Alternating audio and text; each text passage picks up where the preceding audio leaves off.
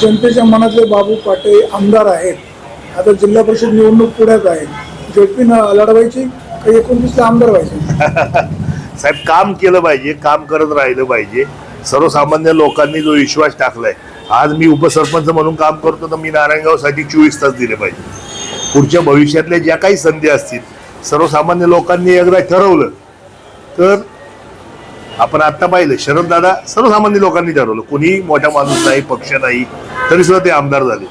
लोकांना काम अप्रिशिएट झालं तर निश्चित. मित्र पाठीशी आहेत ना साहेब, मी मित्र म्हणून जरी असलो, मी सत्यशील दादा पण मित्र होतो.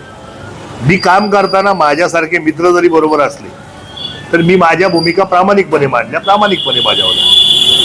त्याच्यामुळं मी परतही म्हणतोय, सर्वसामान्य लोकांनी ठरवलं तर संधी त्यांनी द्यायची, ठरवलं तर ते संधी देणारच आहे. त्यामुळे मी माझं काम करत राहतोय.